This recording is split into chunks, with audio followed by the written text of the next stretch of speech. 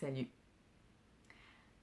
Aujourd'hui, dans le cadre de la thématique qu'on a choisie pour notre infolettre du mois de mars 2023, je voudrais te parler d'un sujet qui me tient vraiment beaucoup à cœur. Bon, je sais que je dis ça souvent, mais il y a beaucoup de choses qui me tiennent à cœur. Je suis passionnée par bien des choses. Le sujet en question, c'est les rites de passage. Donc, ça va bien avec les nouveaux départs.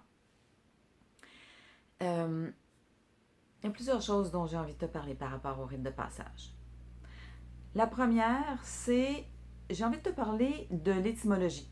Pour moi, l'étymologie, c'est vraiment fondamental parce que ça nous parle de l'origine des mots. Et l'origine des mots nous parle du sens profond. Parce que même si le mot s'est modifié, ou plutôt le sens s'est modifié au fil de l'histoire, le sens originel continue à être contenu dans le mot. Le mot continue à avoir cette charge-là. Un exemple que je donne souvent, c'est le mot de travail. Donc, on trouve ça anodin de dire je vais travailler, j'ai un bon travail, etc.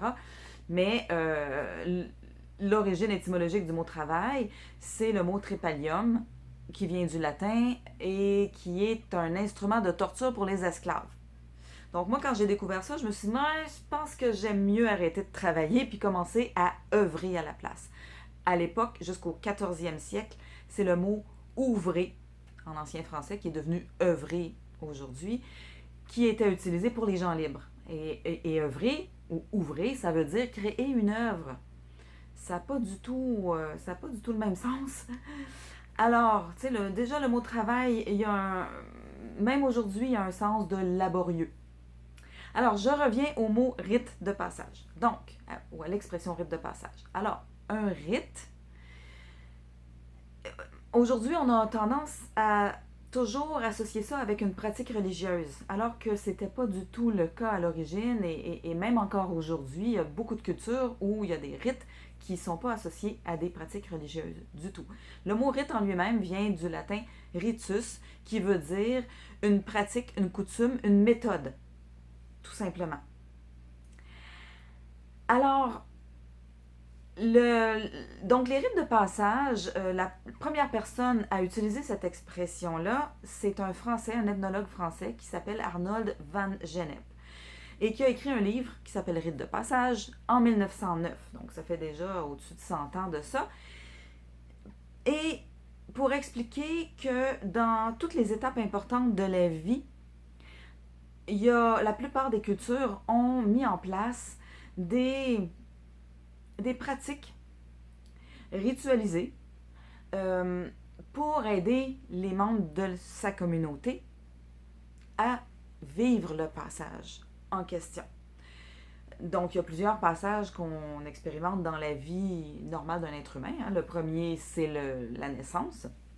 Alors, la plupart des cultures ont un, un rituel de bienvenue, d'accueil, pas nécessairement religieux. C'est sûr que pour les chrétiens, c'est le baptême, mais pour plein d'autres cultures, le rituel d'accueil, de bienvenue du nouveau bébé dans la société n'est pas nécessairement religieux.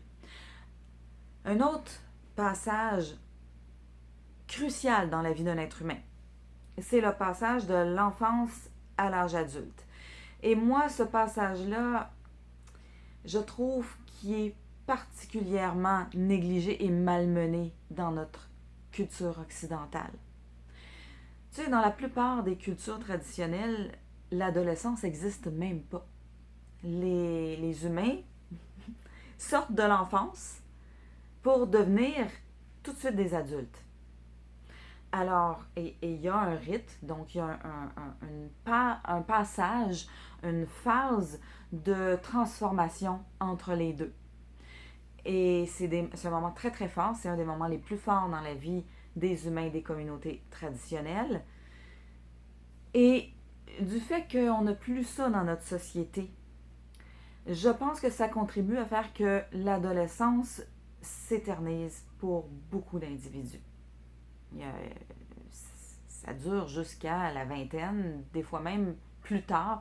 Il y a des gens, je pense que tu dois en connaître toi aussi, qui sont encore des adolescents à 40 ou 50 ans ou même plus tard que ça. On dirait que les gens n'arrivent jamais à faire la transition et n'arrivent jamais à expérimenter, intégrer vraiment qu'est-ce que ça veut dire d'être un adulte. Les gens restent comme en deux eaux. Alors, je vais donner des exemples de rites de passage dans l'histoire et dans la culture humaine, en fait, dans les différentes régions sur la planète. Alors, c'est sûr qu'il y a des rites de passage qui sont très, très connus et parfois même critiqués. Par exemple, la circoncision. Et la circoncision, c'est le rite de passage, c'est un rite de passage, bon, à la naissance chez les Juifs, mais dans beaucoup d'autres cultures, c'est le rite de passage à la puberté. Donc, ça fait partie du passage de l'enfance à l'âge adulte. Mais il n'y a pas seulement ça, il y a plein d'autres rites qui sont très intéressants aussi et qui sont moins connus. Bon, évidemment, chez les Juifs, il y a la bar mitzvah, qui est, bon, pour les garçons, l'équivalent pour les filles, c'est la bat mitzvah, qui est une fête par laquelle tous les Juifs doivent passer au moment de leur adolescence. Il y a les Amish, tu sais, ces communautés qui choisissent de vivre sans technologie comme autrefois.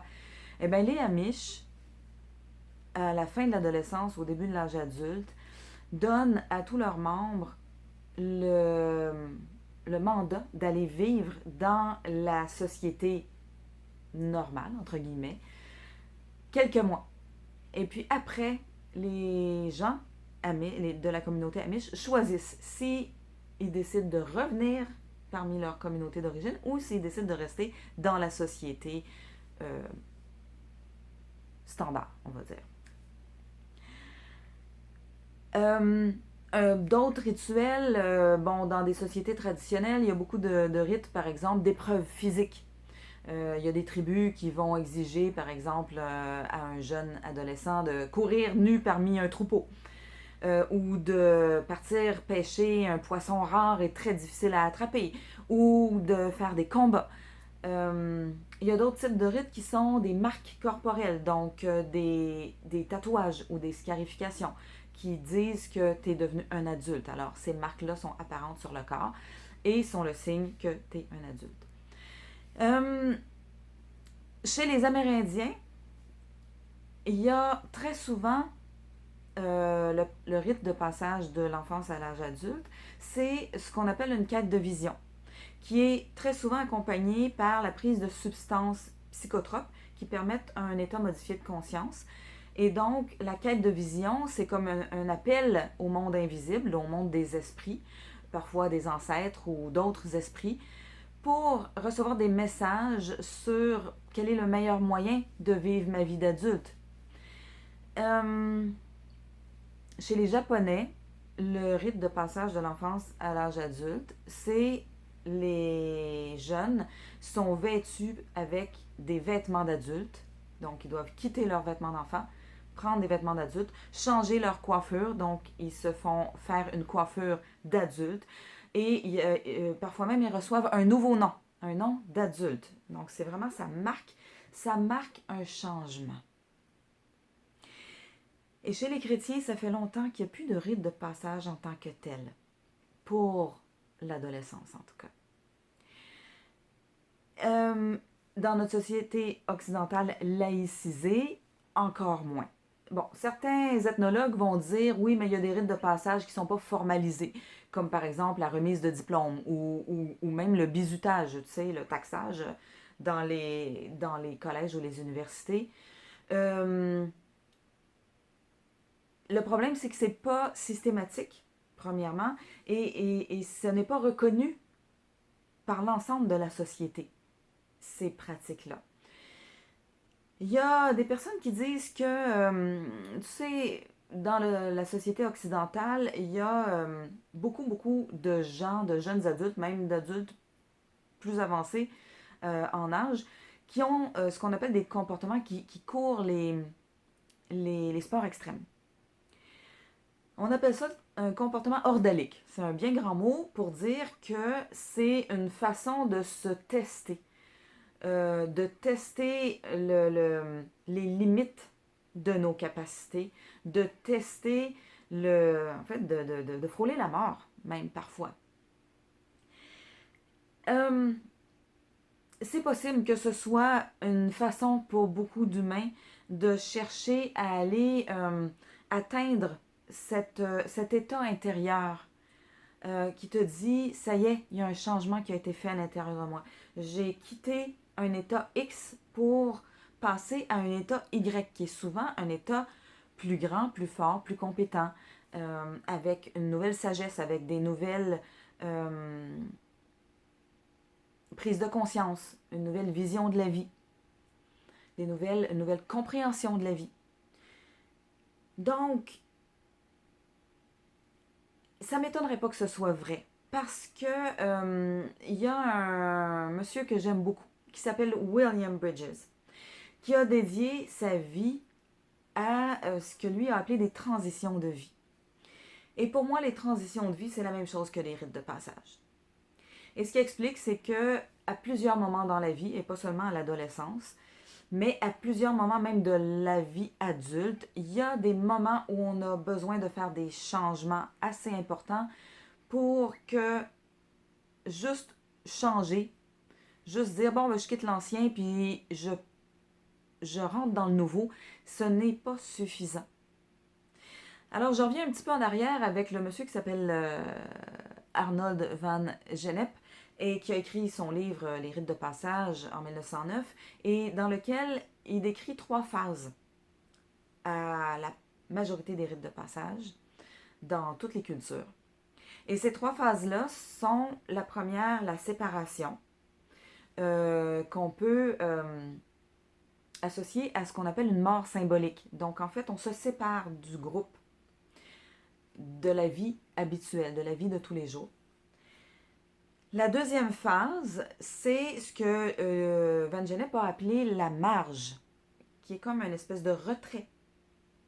Donc c'est dans ce retrait-là que les jeunes dans les sociétés traditionnelles allaient par exemple dans la forêt avec quelques adultes qui venaient leur enseigner en fait qu'est-ce que ça veut dire d'être un adulte, puis leur faire vivre des expériences pour intégrer ces enseignements-là.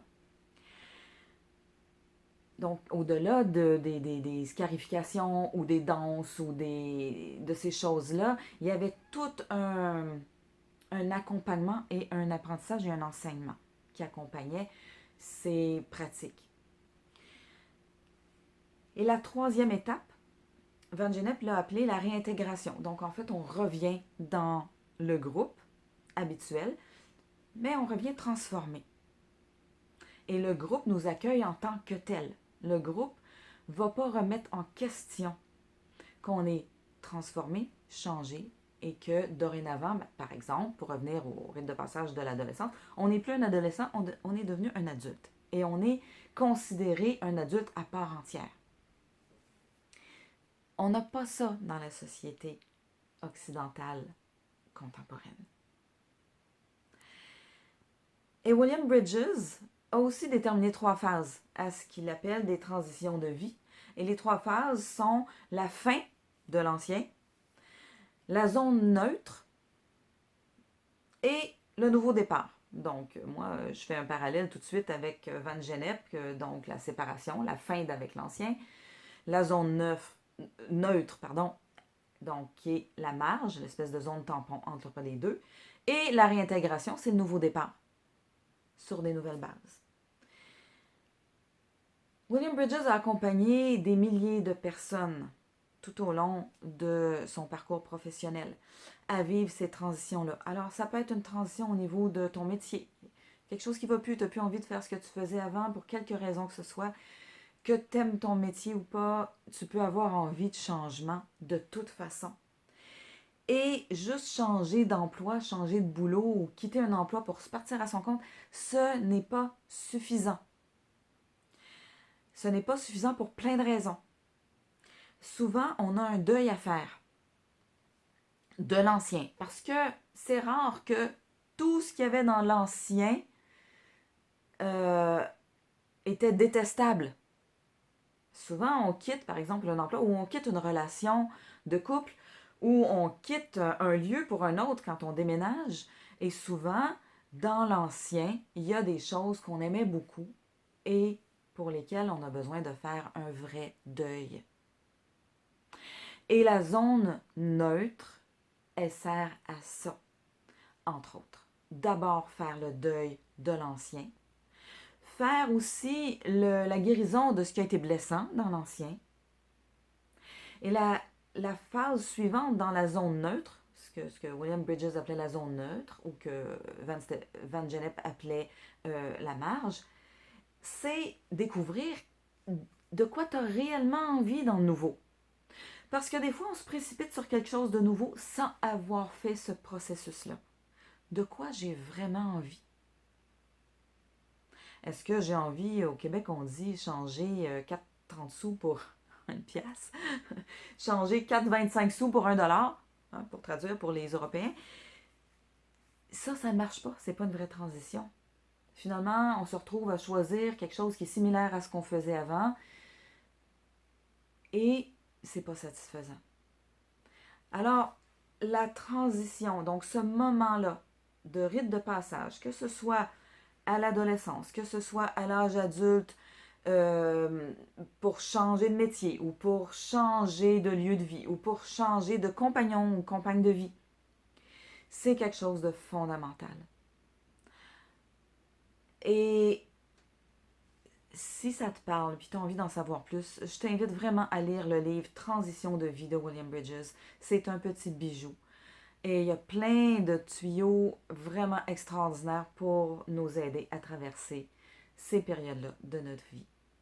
Je peux t'en parler parce que c'est un livre qui m'a été recommandé justement à la fin de mon burn-out que j'ai fait en 2016 et qui m'a aidé à compléter le burn-out de façon vraiment complète. à, à, à ne pas me précipiter.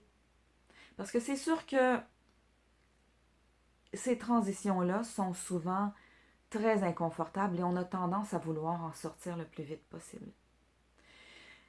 Et William Bridges nous invite vraiment à surtout ne pas se précipiter et compléter totalement la phase intermédiaire de faire la paix avec l'ancien et de vraiment faire la gestation du nouveau dont on a envie dans notre nouvelle vie. Je te laisse là-dessus. Alors, bon début de printemps. Ça aussi, c'est un beau nouveau départ. C'est toujours le renouveau de la nature qui est en dormance depuis quelques mois et puis qui explose. Alors, profites-en bien et puis à très bientôt.